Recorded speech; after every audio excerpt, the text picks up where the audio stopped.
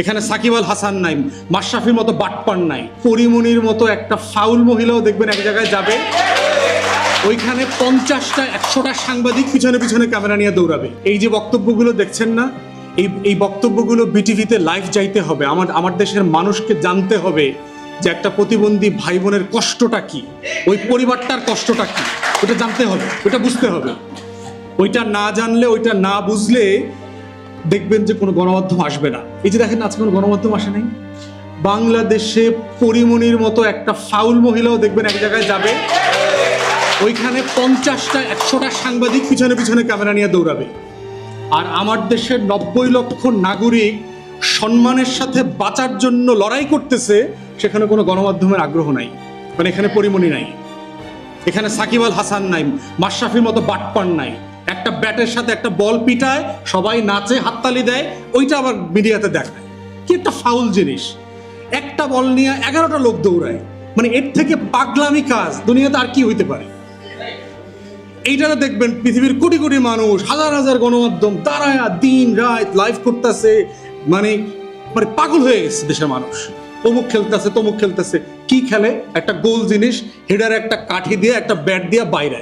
এইটা কোনো জিনিস, একটা জিনিস মানুষের জীবনের?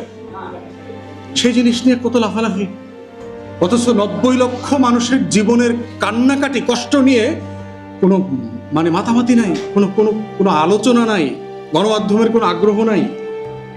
বাংলাদেশের অনেক বড় বড় নেতাদেরকে দাওয়াত দেওয়া হয়েছে, ওনারা এত ব্যস্ত যা মিটিংয়ে আসতে পারেন নাই, ডিজি মহোদয়ের সময় হয়নি।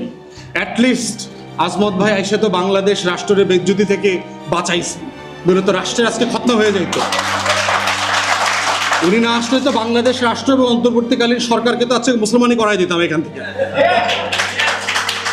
তো আমার একটু জানার ছিল যে আজমত ভাই জানেন কিনা যে এই যে এই মানুষগুলো 1000 টাকার বদলে 5000 টাকা চায় সম্মানী ভাতা অথবা রাষ্ট্রের অবদান। এটা তো ভাতা বলা খুবই অসম্মানজনক, এটা অবদান মানে একটা সম্মানী চায়।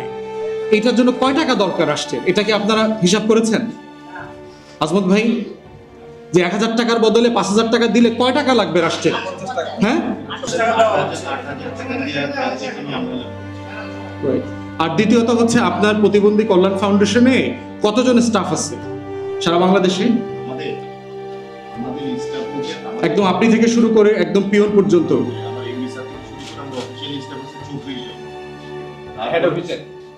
সরকারি অনুমোদন পাবে।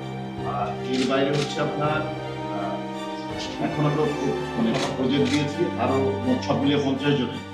তার বাইরে আবার 103টা সেন্টার আছে। 103টা সেন্টারে প্রতিটি সেন্টারে 12 জন করে কাজ করে। আচ্ছা, ওখানে অফিসার থেকে শুরু করে পিয়ন পর্যন্ত 12 জন কাজ। আপনাদের হেড অফিসে 24 জনের ভিতরে প্রতিবন্ধী আছে কেউ? হ্যাঁ, কজন?